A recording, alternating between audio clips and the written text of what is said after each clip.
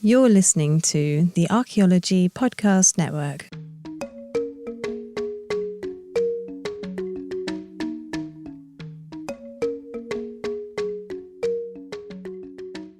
Welcome to episode 22 of a Life in Ruins podcast, where we investigate the careers of those living a life in ruins.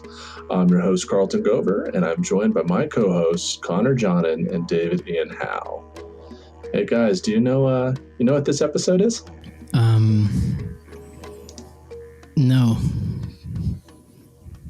Is it a prime number? I don't understand numbers. Yeah, see, there you go. I already messed Connor, up. do you have any idea? Connor, do you know what this episode is?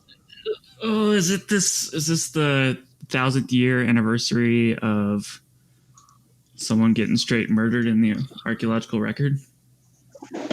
Well, possibly. Is it Otzi Day? I mean, I imagine it is not Otzi Day. Call up I Aaron. have no idea what Otzi Day is. No, actually today, this episode will come out almost a little after a year of our first episodes premiering on the Archaeology Podcast Network. Oh. Wow. We made it a full year. Who would have thunk? Yeah, who would have thought? We didn't get Who fired. would have thought? We didn't get shut down. China didn't ban us. Hashtag free Winnie the Pooh. Wait, why free him? Isn't he in prison in China? I thought that was the big deal, that he's locked up in a labor camp. No, it's that Xi Jinping looks like Winnie the Pooh, and he's pissed off that people compare him to Winnie the Pooh. And now you just said hashtag free Winnie the Pooh. Oh, boy. In which case, we're probably reinstated, though, so we're good.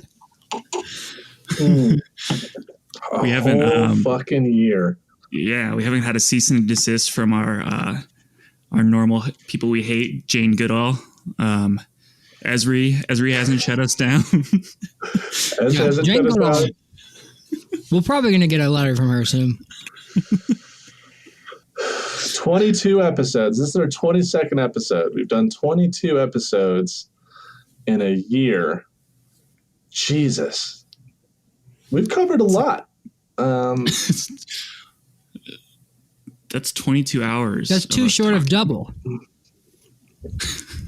I mean, but that's not even counting the Instagram, the meetings. We've done God knows how many grad students. We have whatever Bernie Taylor is on the show. Interviewed, not done. What do you mean God knows how many? There's a finite amount. There's 22 of them. So we can break this down. Yeah, I mean, I'm when we first started this and we were talking with our now producer Chris Webster, he wanted to make sure we could at least do 10 episodes. And this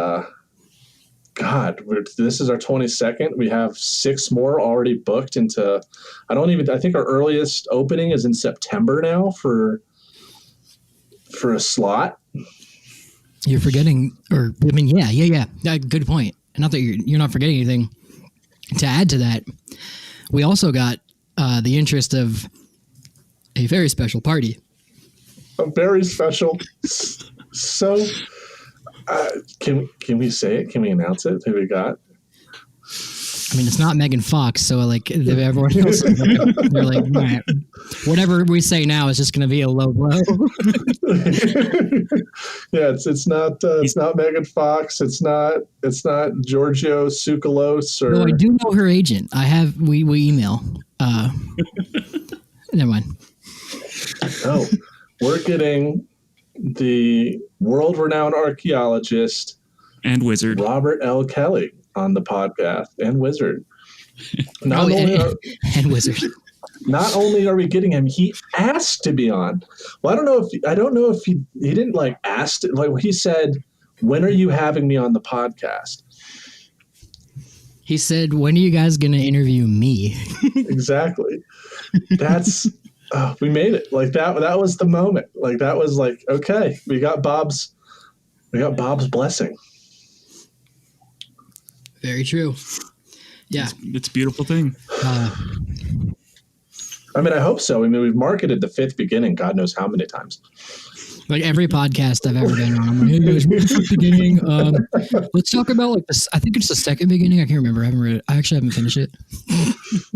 It's like a 3-page book too. That is the only book my parents have read. Like they haven't even read my thesis, but they've read Bob's book. Like, like they know his stuff. They don't know mine. Did I tell you guys the time I went to Bob's house to pick some? I forget what I think I was picking up a deer hide, which I never tanned for him. Whoops. That's probably why he hates me. But I went to pick it up, and I was like, hey, I'm almost done with your book. And he was like, David, it's meant to be read cover to cover on an airplane. It's like, well, you know, I can't read, so bear with me. Well, do we just want to like kind of reflect on this whole? I mean, it's this show started off as just like text messages of me trying to convince you guys to be on. Then it was like 3 months of prep. We have like 3 or 4 episodes we never released, and they're just like drafts that the public will never hear in their lifetime. We have an Instagram channel. We have a website which we need to develop. It's just sitting there unpublished. We have a website. We've gone through Fiverr artists left and right. We have YouTube content. Like, guys, we need to stop doing Fiverr. I got bent over by the last one to make that YouTube stuff, and I'm not happy about it. Like, it was okay, but then I was like, hey guys, this is how much it cost. And David's like, what? I could do that. I was just like, well, fuck. There's $200 down the drain. Oh. It's okay. I tried. Oh man, and we did the math the other day, and we won't give you exact numbers, but the amount of money we've put into this podcast is kind of, it's a little scary and a little daunting. And it's all negatives because we haven't gotten a single penny from any of this. Like we're just dumping money away without any return, which is, I mean, there's a reason why we don't have a Patreon or a GoFundMe. It's like, we wanted to do this, and now we're here. And I mean, I'm super grateful for both of you for being on and doing this fucking show and dealing with my lunacy. And, this started off as, I know David had heard me talk about podcasts since I got to the University of Wyoming. Oh, yeah. And no one believed in it. And well, and even all of our friends at Archaeology thought we were morons for doing this, and now all of them are clamoring to be on and be featured. Put a big asterisk on podcast back 3 years ago. But yes, you did have this idea a few years ago. It was different. It was going to be inebriated Archaeology, and we just got drunk as hell. And what do you guys think about just getting Jason Toohey on the podcast and just like he eats spicy wings talking about cuisines? And we just throw it on YouTube. I was like, no. Why? Who would watch that? I was really deep in the what is hot ones. And I was like, you know what? Just getting Jason Toohey on, asking questions about cuisine and the archaeological record, and having them sweat over some hot rings. The crazier one was having Melissa Murphy on to talk about like BioArc with like a giant table of operation that was like hooked up to a car battery. That one was like far more outlandish. That's dope. But see now, sorry, I'm like, heard of that one. There's like 1 hour a day I'm like not supposed to eat, and it's like this hour. But hey, 2 things at once. Yeah, like now that we have like a cult following and like some groupies and shit, now we can do that stuff, and like we have people that would be into it, and that's the stuff we can hype up and be like, yo, donate $20 and like watch Melissa Murphy fucking shock herself playing Operation. She wouldn't be down with that. Melissa Murphy is a classy, wonderful woman. We need to get you know who'd be down for that? Connor. Yeah, I can't think of anyone who would be down for that. Connor would be down. It would just like instead of having tweezers, it's just like metal grill tongs. Oh, Dental tools. I think, we could. Laura Cannon would do it. Oh, she free. absolutely would. Yeah. Oh God. Anyway, no one knows who those people are, so we need to stop doing that. Yeah. So, no. What other iterations? Yeah, a whole year of doing this. What other iterations? I mean, that was kind of. Yeah. Was that your main big ones?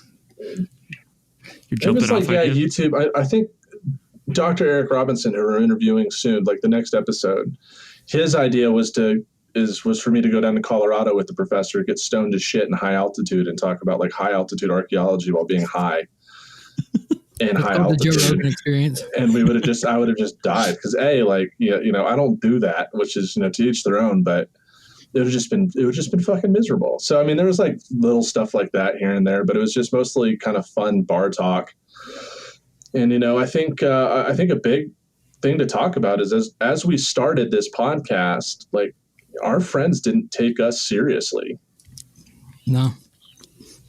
Like everyone I wouldn't say doubted, but I remember like a lot of people we were telling about it. They were like, "Yeah, I don't want to be on. Like, you guys do you." And that's why like a lot of I think our early episodes weren't anyone from Wyoming, because we basically conned a bunch of people we didn't know into thinking that we were more legitimate than we really were. It's all about that letter. Yeah, dude. David's documentation and our letters and like how we conduct this, it's like it's on point. And I know people who we do know, and we send out like the official letter of notice and then the scripts. They're like, "Wait, you guys are serious about this?" We're like, "Yeah, we don't just come on here and just shoot the shit. Like we have a plan." Yeah, Shane was like a lot of cousins that. Oh, you got it. I was gonna say, Dr. Shane Miller, who we just had on the last show, was like perplexed. Like, it was like, is this the podcast that I listened to? We get this like fancy ass letter. He was like, what is this? With watermarks and like fine print disclaimers on it. Like, I made it look good. And I think that's just like a testament that we're able, like, as everyone's mentioned before, like when Chris was on for our New Year's episode, like how we have such rapport with each other that it feels so like informal yet stimulating. And, for people who have known us in graduate school and like know us in our personal lives, they're just like, can't even fathom that we have this level of administration behind us and like, professionalism. We take CVs. Yeah, like we all, on the, we have, everyone that we get their CV and their resumes so we can build questions off of it. And, so, I mean, what have been your guys' takeaways since we started this over a year ago?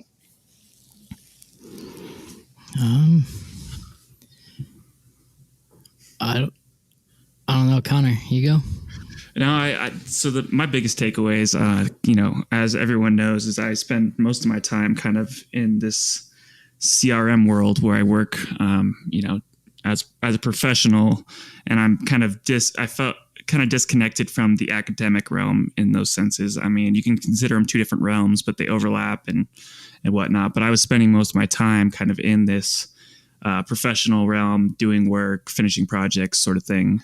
And I miss this academic kind of fun, kind of banter, this experience that I had in graduate school. We had talking beer, drinking anthropology.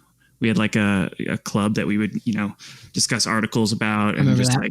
And just like have a beer and chat with some of your cohort, PhD students, whatever. And it was, those are some of the fondest memories I have of college. So this podcast kind of gets me back into this academic realm, but also lets me enjoy those fun parts of it. And I am so grateful to have you two be here, Carlton and David, to kind of allow for that hilarity, funniness, and just downright ridiculousness that you guys create as part of this podcast and kind of exude. It's beautiful. Can I mention that after you left, you only had one of those like drinking archaeology, talking beer?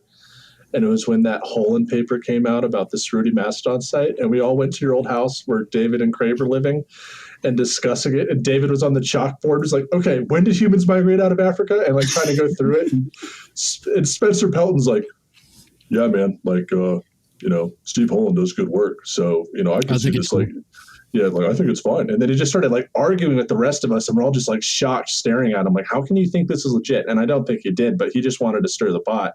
David's on there in the fucking chalkboard, like drawing out Africa. He's like, okay, so wait, Heidelbergensis, where were they? And like everyone's just talking around. Eric Robinson's just yelling with Spencer. Like it was a fun night.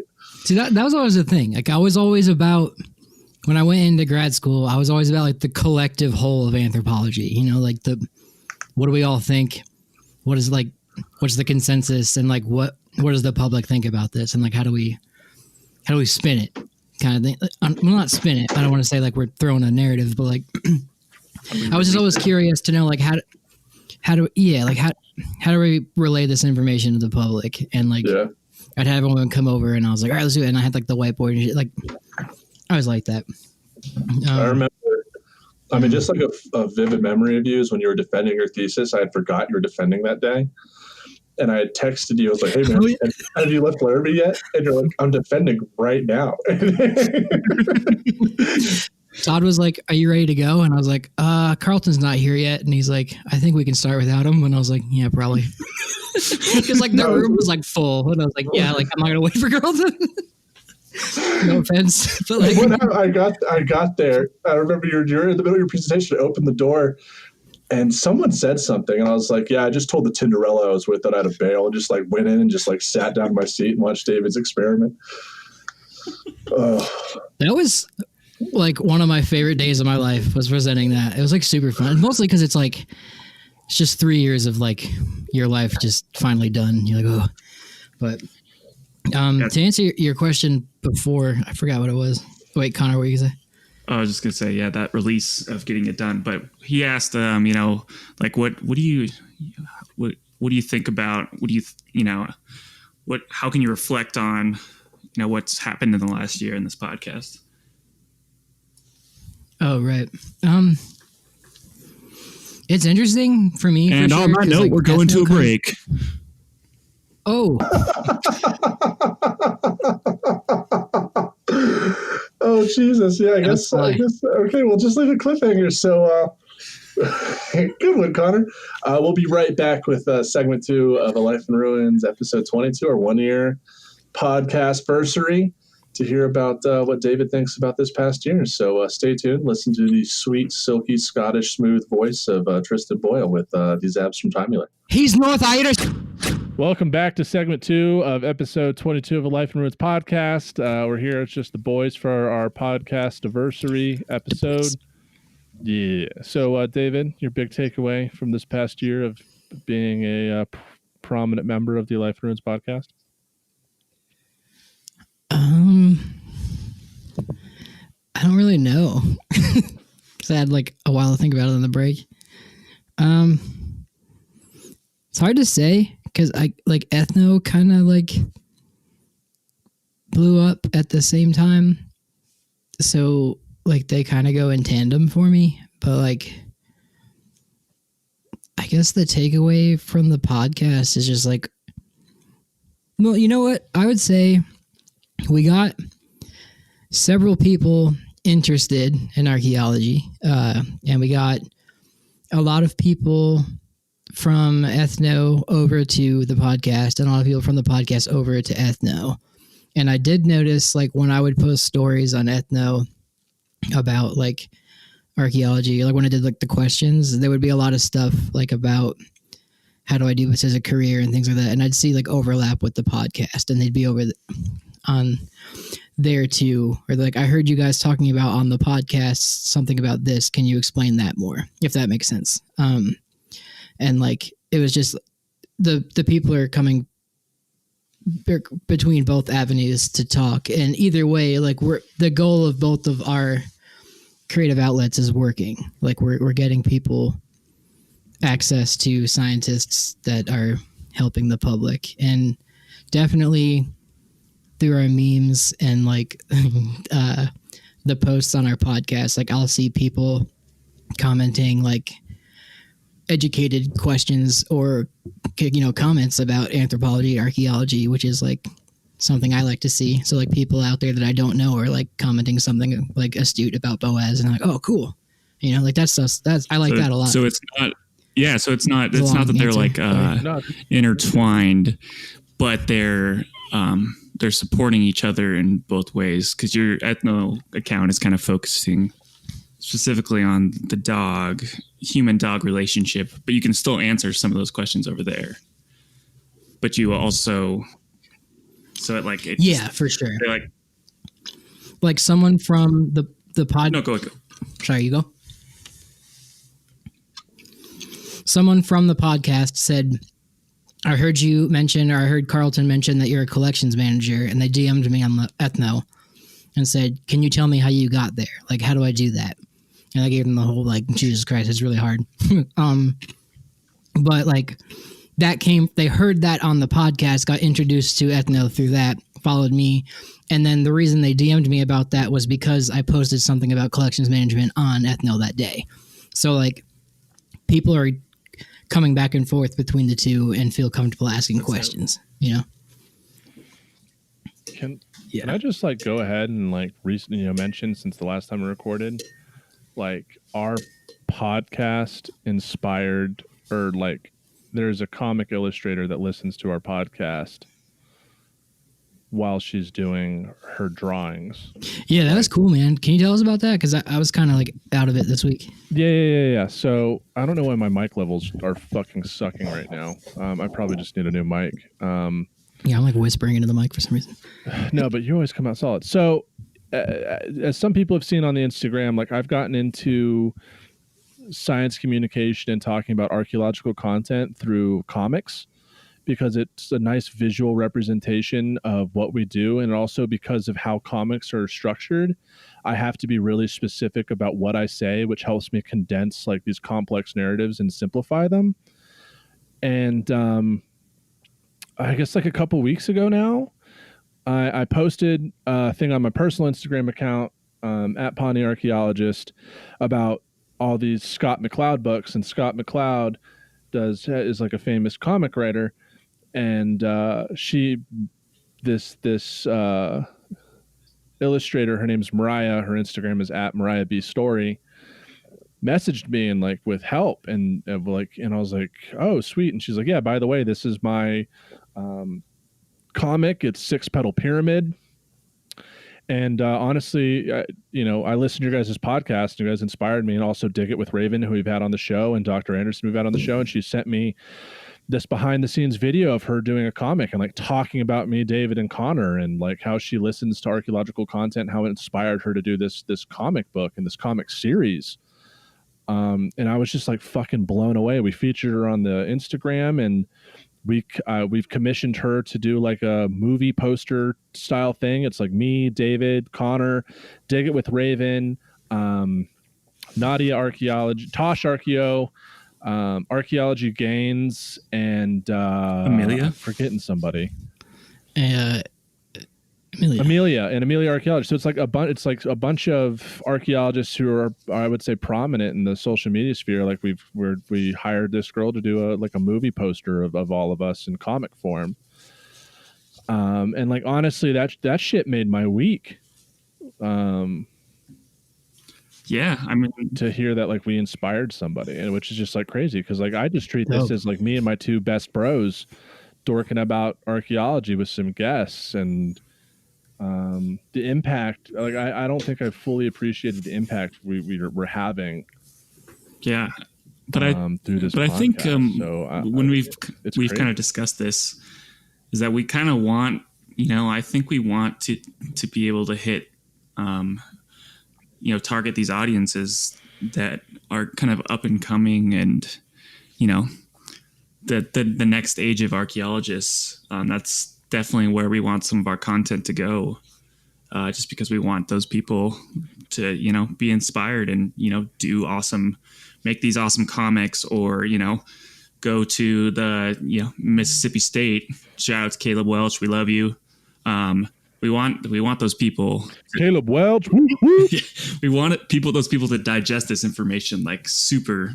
So I think it's always kind of been a goal with us, and maybe it's just worked out like that. I don't know. I'm rambling a little bit, but I think I'm glad to see that it actually came to fruition. I mean, that's a good segue. Like, actually, I don't even know the answer to the question I'm about to ask, but like, Connor, why did you even become an archaeologist? Oh shit.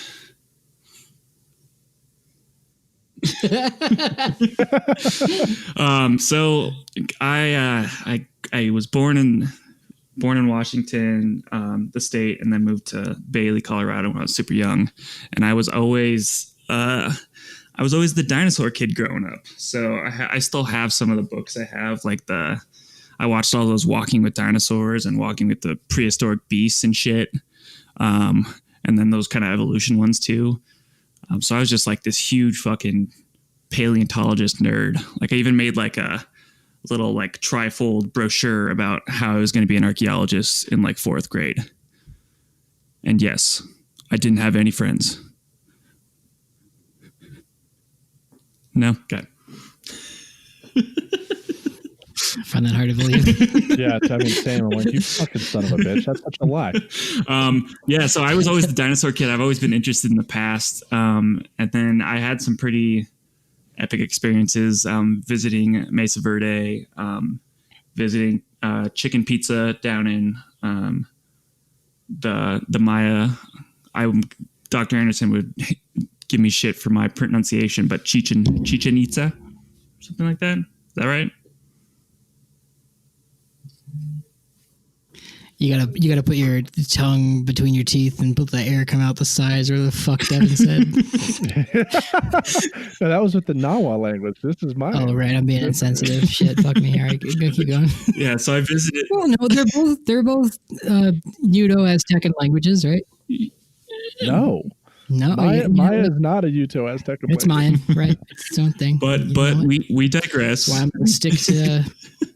We digress. So yeah.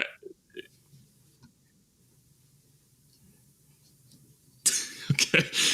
Yeah, so I visited those sites and kind of got super interested in the past, and was like, okay, this could be my cup of tea. These people are building these crazy ass pyramids, and just making this ornate artwork. Like and I really wanted to figure out where we come from as humans. So I got sucked into going to Colorado State University. Go Rams! Fuck the Buffs!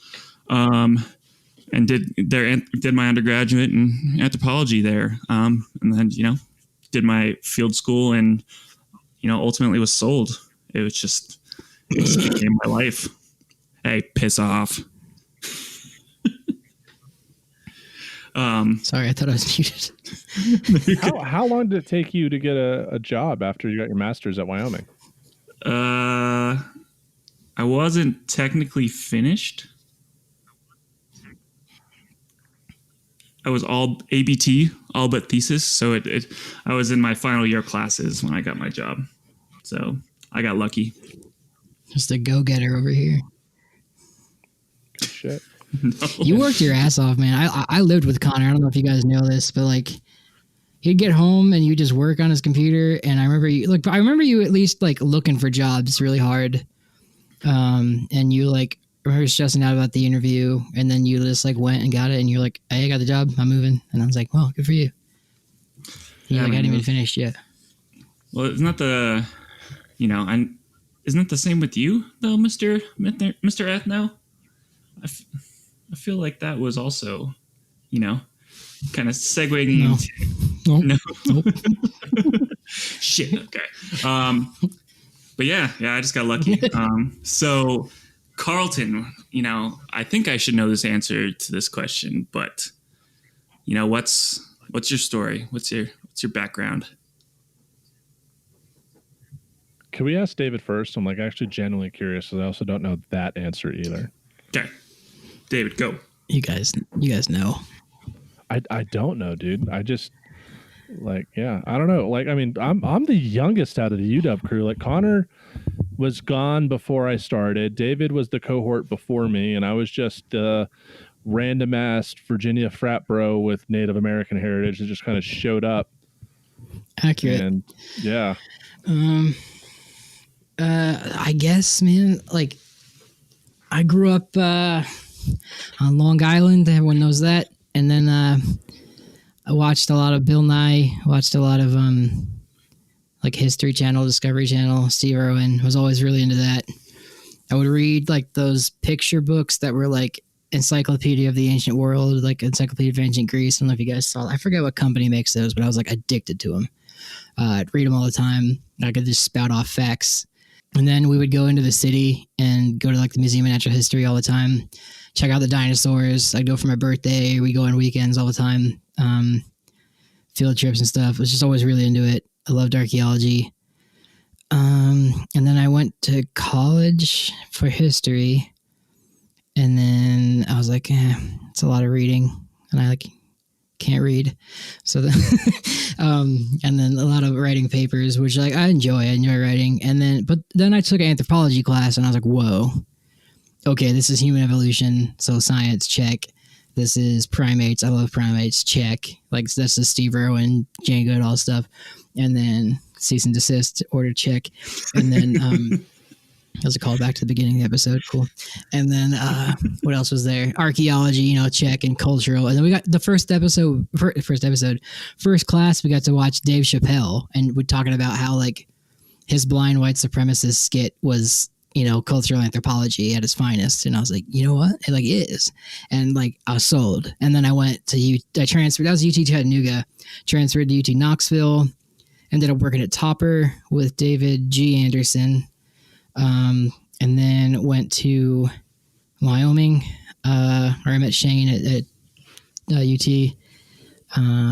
Went to Wyoming, and yeah, then now I'm here. So I always had an interest in that public aspect of it.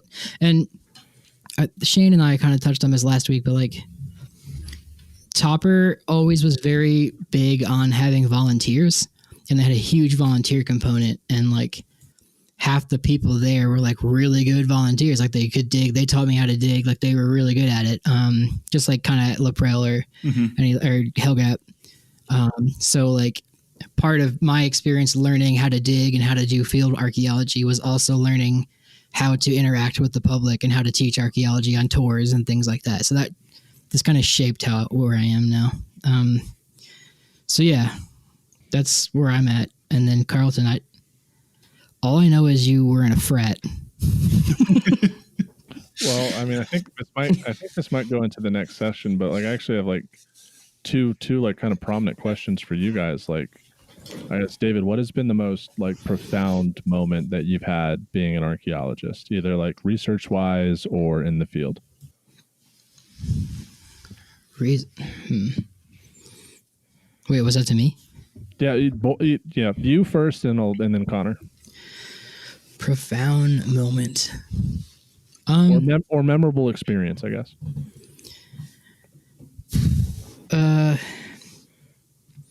Memorable experience, I would say, probably finding, or not me finding it, but just like the field, like the field crew finding the Clovis Point at Laprelle.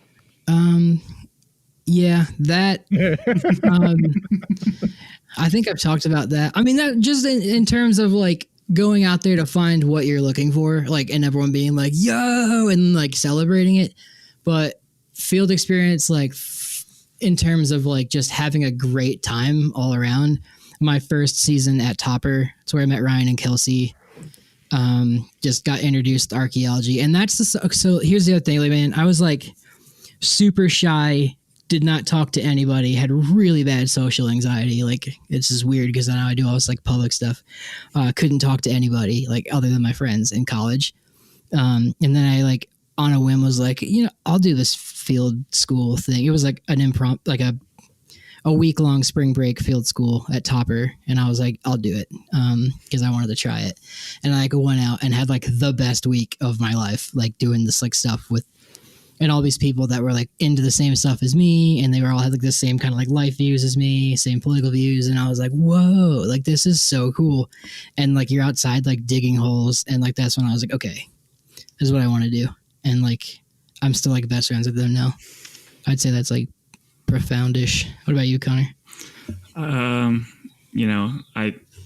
would agree with you. Same with the field school. That was one of those moments that you'll have those friends for probably the rest of your life, just because the experiences you go through. Buddies.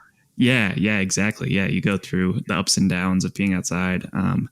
But I one of the eye-opening things that and this is gonna be quick, is I just I found, or was with a group of people who found these 10,000-year-old or around there, that's what they think they are, projectile points in the middle of nowhere, Wyoming, like in the mountains in the backcountry. So it's just like this insane, not realizing that Native Americans were living all across everywhere, almost every environment in the US, that just like blew my mind. Even at like 10,000 years ago, I couldn't handle it. That's dope. Yeah, that's just dope. And I guess like on that note, we're gonna wrap up this segment. We'll be back with segment 3 of More of a Life in Ruins podcast, episode 22, our podcast versary. So stay tuned and enjoy these awesome ads from our sponsors. Welcome back to episode 22 of a Life in Ruins podcast. We are in segment 3 of the anniversary show.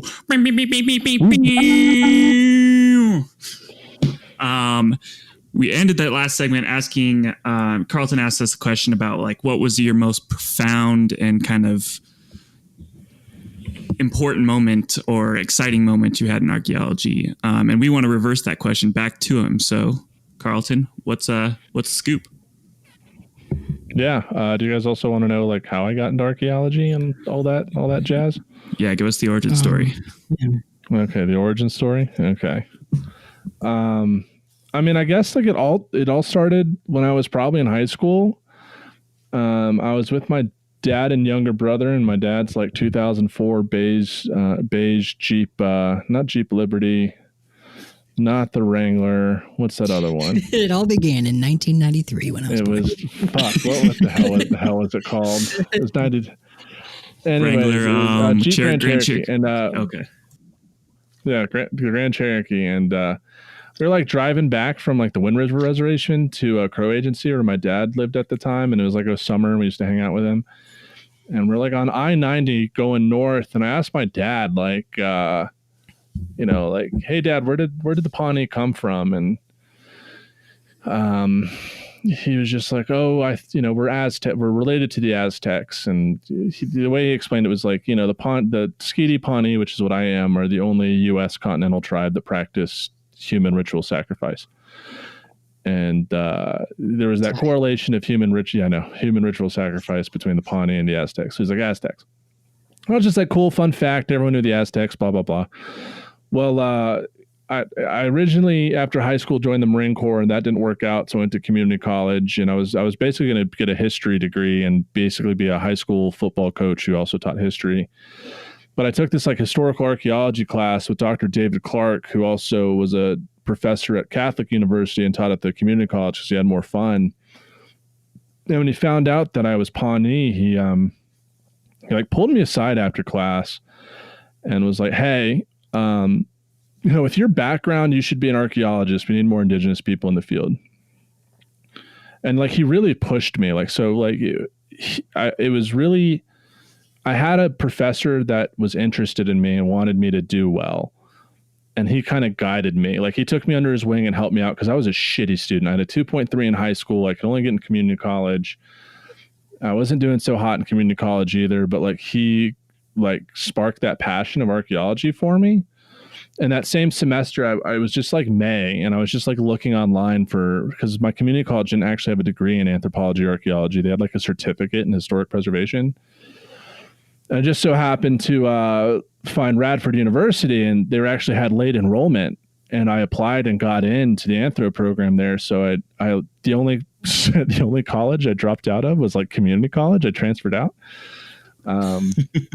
So the only degree I didn't get was my associate's. Oh, well. And you going to go back for that anytime I went soon? to Radford. Fuck no. They can, no. So I went to Radford and started my anthropology career. And like, Dr. Anderson, when I first had him, like no one really gave me any thought until I talked to him. And I had this conversation with Dr. Anderson. David S. Anderson, he was on episode like 12 or 13. And I took this class. It was Archaeology of Chiefdoms. And this moment I remember clearly because there's only 7 of us in class. And Dr. Anderson was talking to us about the different Mississippian chiefdoms because there wasn't just one, there was a couple. And one stuck out to me, and it was the Caddoan chiefdom, which was the only chiefdom culture west of the Mississippi. And Caddoan is the language group that the Pawnee language falls into. So I cornered him after class and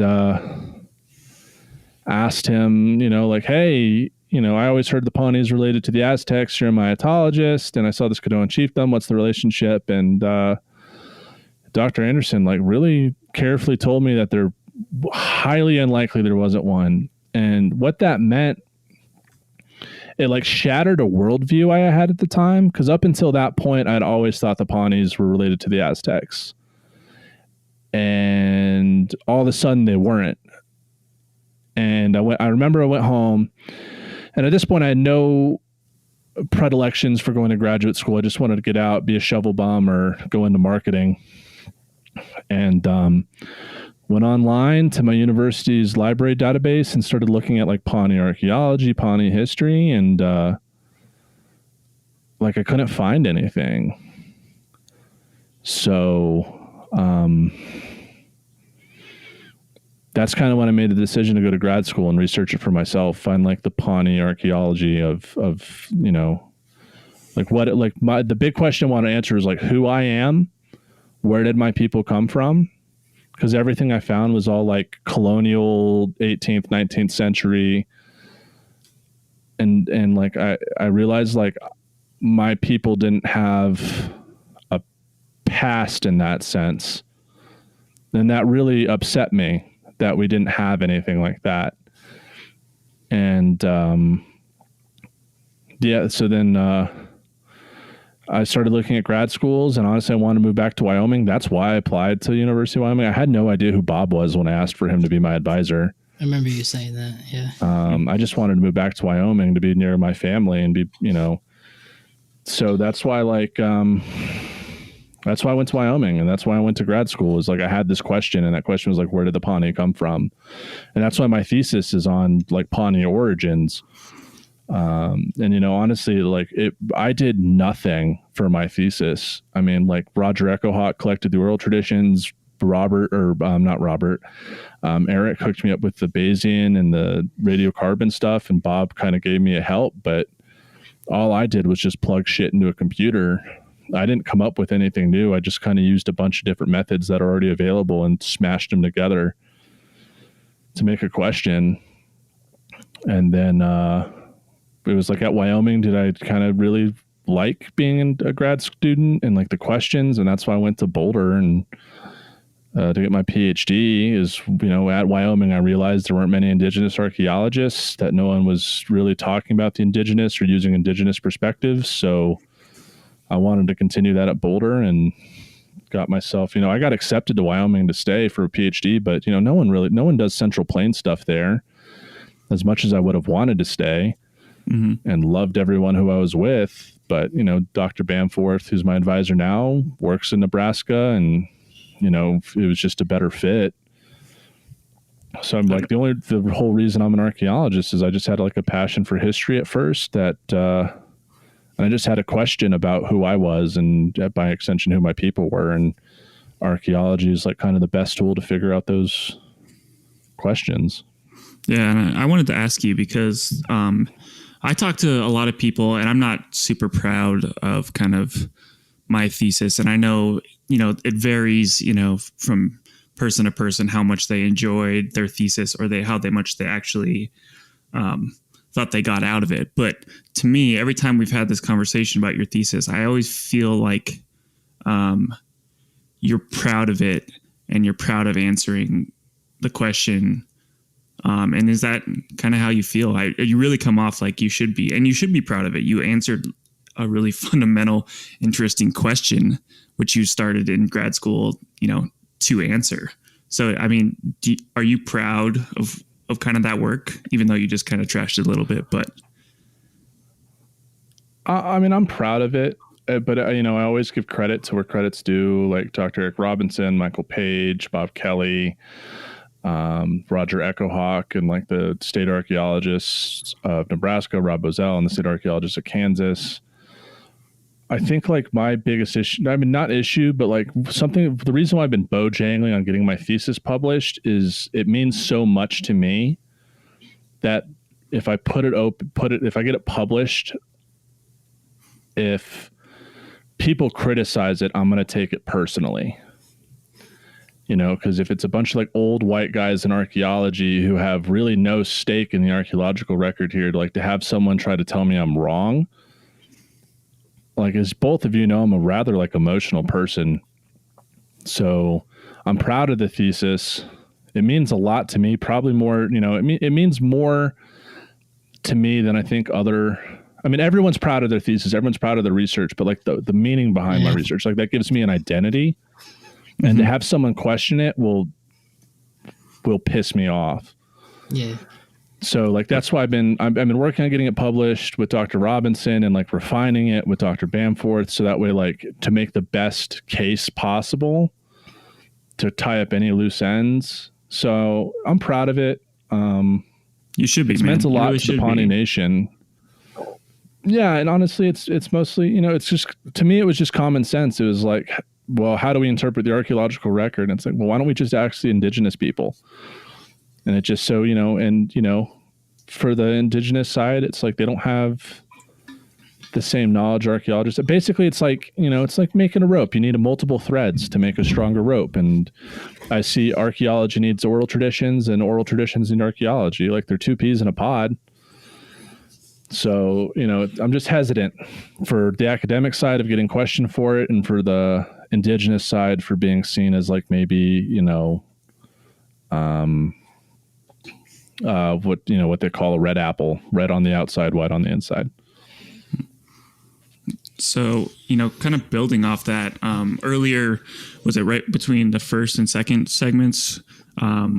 We reached out to one of our favorite listeners who's very active on Instagram and talking to us. And we really enjoy his engagement. So we want to shout out to Caleb Welch.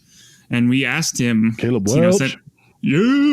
Ask us to send us some questions about, for us to answer about us personally.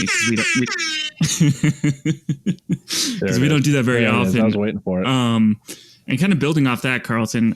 So he asked, like, specifically, kind of, where do you see? One second. Let me get to the actual question. Jesus H. I should have been prepared. I got him. And then, to answer your first question about like my most memorable experience, honestly, it was probably working in rock shelter during the graduate session with Bob Kelly, and we found a bone needle, and Bob Kelly was like, I've only found one of these in my entire career, and we found two in the same day at this site. Keep digging. And that was just really more memorable. But shit, man. Yeah, awesome, man. Sorry, I didn't mean to cut that piece off from you. No, dude, you're good. I talked a lot. No, so Caleb asked, Carlton, where would you like to see indigenous archaeology go in the future, especially in regards to new forms of media? What I would like to see more indigenous people in the field, or people of indigenous descent. Off the top of my head, I can only think of two Plains indigenous archaeologists. That's me and Emily Van Alst. We have a bunch of TIPOs, which are kind of trained. But like, it would really be cool to have, honestly, I would lose my shit if I had another Pawnee archaeologist who is South Band, and a Rickrah archaeologist and a Wichita archaeologist. And we could have this like Caddoan archaeology cult where I can nerd out with some of my cultural cousins, and we can like kind of make some moves. So honestly, I just want to see more indigenous people in the field and realize like archaeology isn't a devil science, that if it's done from an indigenous perspective, it's a useful tool rather than a weapon of the enemy. Oh, awesome, man. Yeah. Thanks, Caleb, for that very insightful question. He did pass along one to David as well. So any plans to expand the cave inside your house? So for those that don't know, David has a fucking amazing like Paleolithic cave set in his office that he films things from. Why are you playing the Emperor's March? Because I just got a piano app on my phone because I have ADHD. We said Caleb Welch. I was like, oh, Star Wars. Anyway, continue. What was the question? Are you going to expand the cave in your house? Right.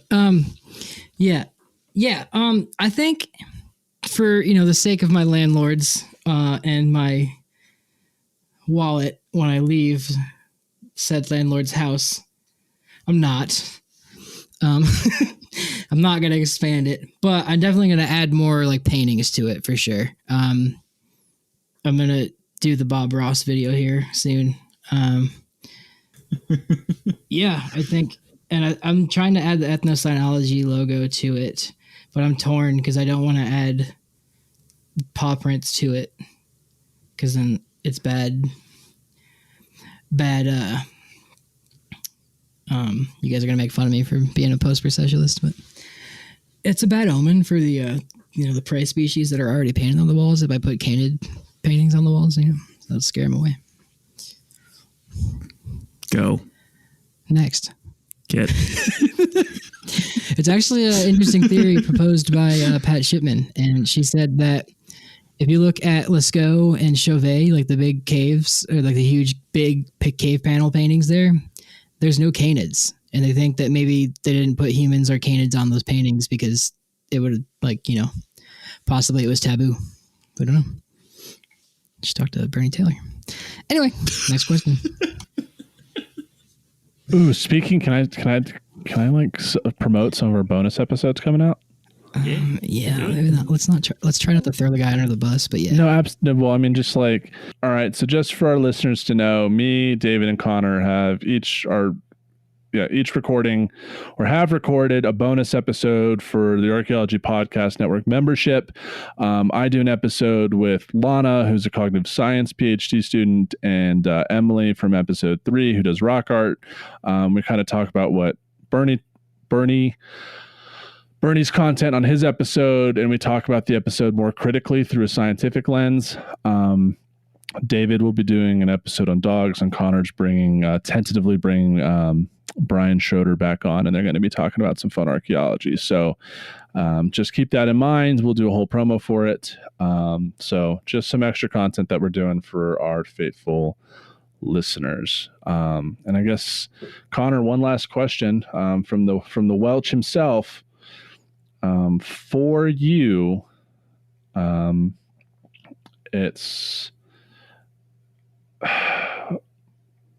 do you have any advice for someone taking archaeology classes online over the summer? And do you have advice for undergrads in anthropology and how to be successful and academically? No, because I wasn't. But no, I'm just kidding. Yeah. So just talk to your professors, take your time to meet professors, go meet with them in office hours, all that sorts of thing. Put in the effort to get a good relationship with professors, and things will line up. Hopefully we're not doing all online courses. Gas is not available on this device. Eat shit, Alexa. What the fuck?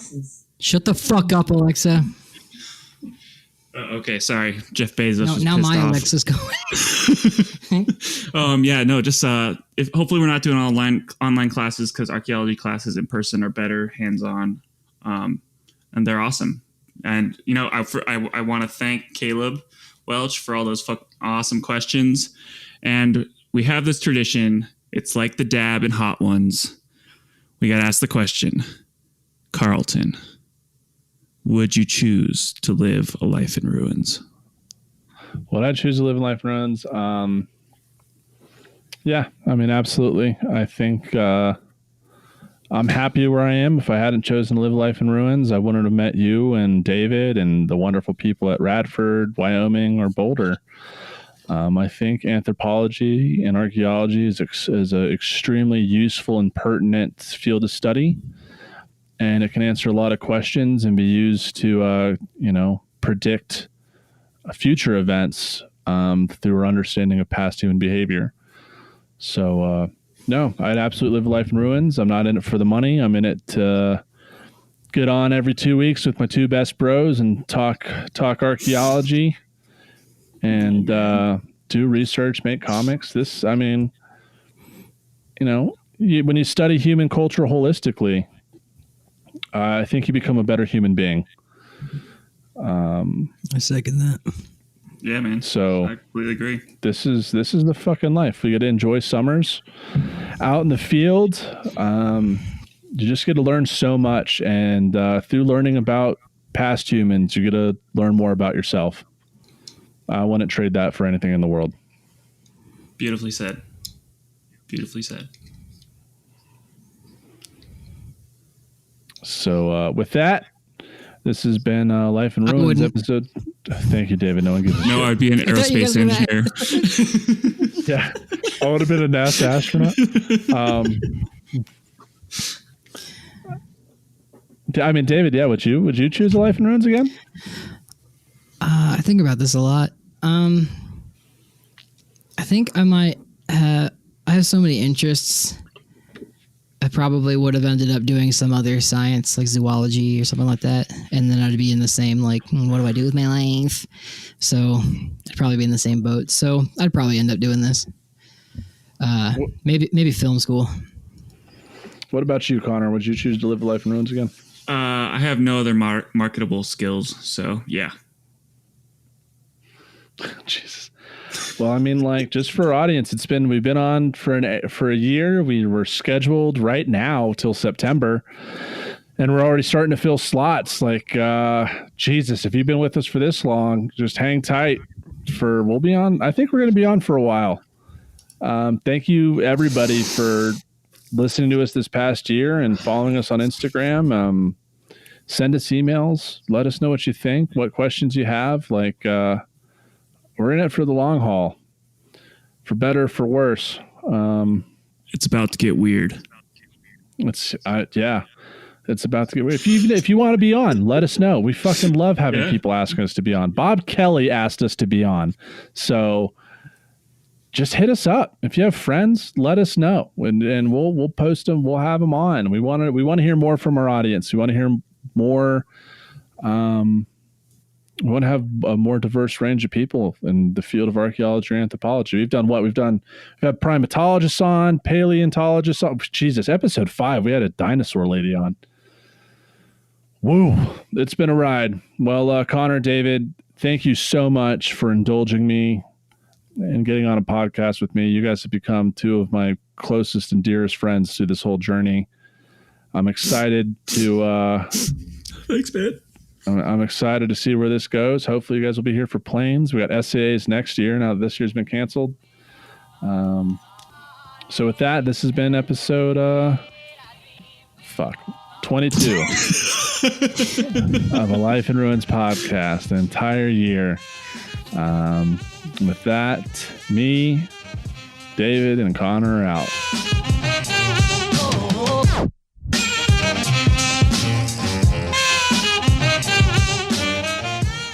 Thanks for listening to a Life in Ruins podcast. You can follow us on Instagram and Facebook at A Life in Ruins Podcast, and you can also email us at alifeinruinspodcast@gmail.com.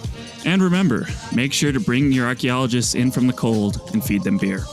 So, on this anniversary episode, I'm going to give all you people out there a break from hearing my shitty jokes. We're going to pass it along to Mr. David Ian Howe. All right, you guys want to hear something funny? I fucking hope it's funny. One time I met a graduate student with really good mental health.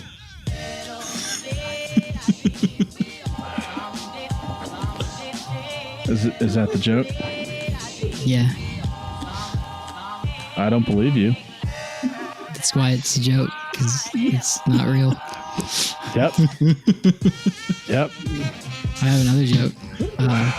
That's actually a joke. Okay. I used to have 2 kidneys, and guess what? What, David? Now I have 2 adult knees. Get the fuck out of here. Well, thank you everybody for your shitty jokes. We'll be back with another year and more of shitty jokes. Thank you for listening, and enjoy the rest of your day.